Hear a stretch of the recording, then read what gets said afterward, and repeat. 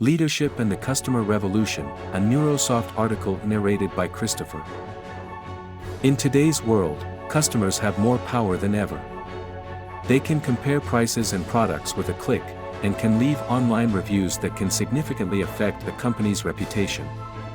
In this context, companies that want to be successful must focus on the needs and expectations of their customers.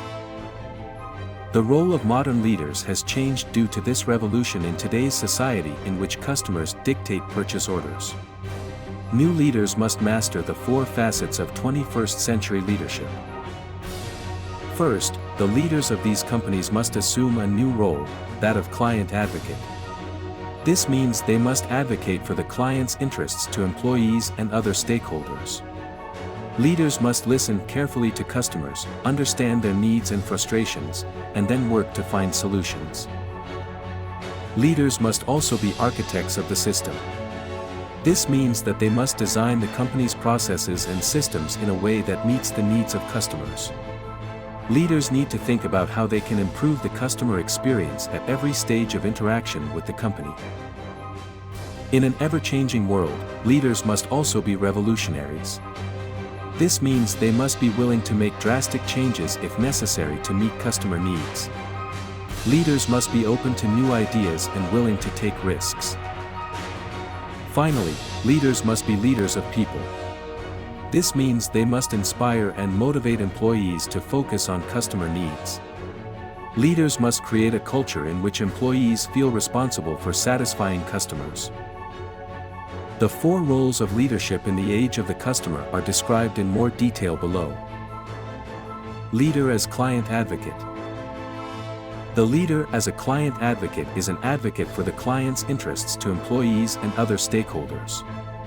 Inevitably, customer demands will come into contact with employee needs and desires, requiring fine-tuning as fine as the anthropic principle. In these cases, the leader must listen carefully to customers, understand their needs and frustrations, and then work to find solutions. If you become a judge, that is, you take sides on one of the two sides, then you will have lost the effect of this important role, that of defending the client based on the company's arguments and principles. The leader as a client advocate must have the following skills. Empathy. The leader must be able to put themselves in the customer's shoes and understand their needs. Active listening. The leader must be able to listen carefully to customers and understand their feedback. Problem solving. The leader must be able to identify problems and find solutions. Leader as system architect. Resolving conflicts as a client's attorney is necessary, of course, but if these conflicts are generated by an inefficient and ineffective work process or system, then defending the client will be the only job the leader will be able to do because he will literally have no time to do it. No other. So that conflicts do not occur, the leader must always think preventively, that is, creating the structures, systems, and processes that give the company agility and unique competitive advantages. It takes a great architect to design a new way of working from time to time. The lead system architect is responsible for designing the company's processes and systems to meet customer needs. The leader must think about how he can improve the customer experience at each stage of interaction with the company. The system architect leader must have the following skills. Systems design. The leader must be able to design systems that meet customer needs. Strategic thinking. The leader must be able to think about the big picture and how systems can help the company achieve its goals. Risk appetite. The old saying says that he who does not risk does not gain, and today it is more true than ever. The revolution implies risks and that the new systems receive irrational and formidable displays of resistance to change from employees. Only persistence and flexibility can meet these challenges.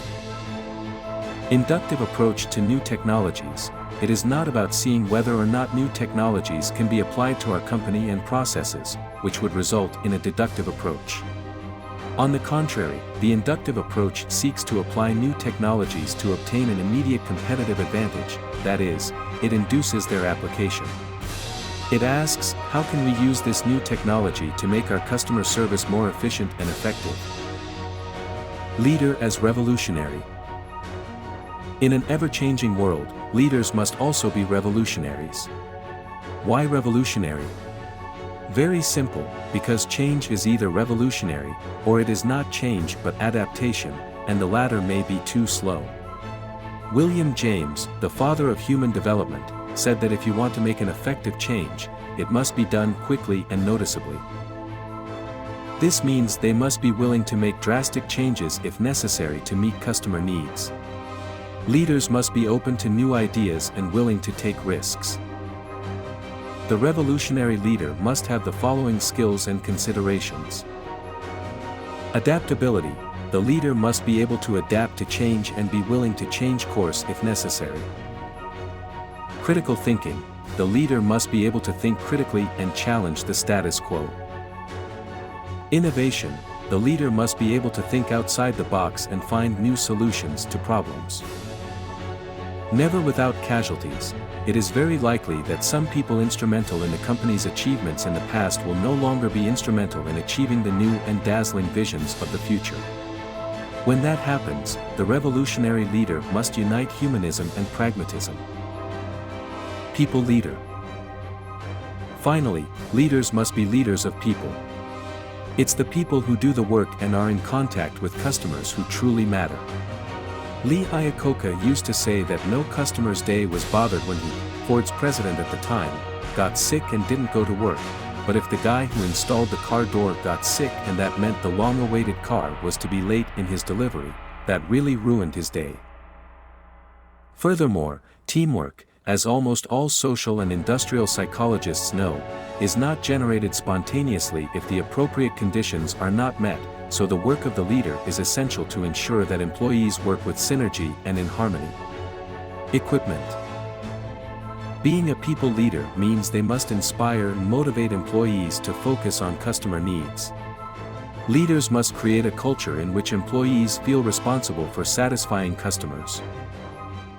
The people leader must have the following skills. Communication. The leader must be able to clearly communicate the vision and objectives of the company. And not just communicating, employees must make them their own.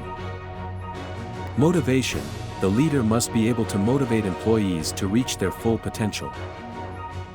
Influence. The leader must be able to influence others to follow his example. Coaching.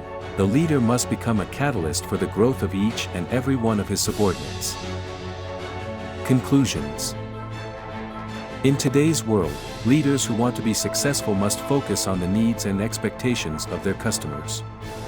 Leaders must assume the 4 roles described above: leader as client advocate, leader as system architect, revolutionary leader, and people leader.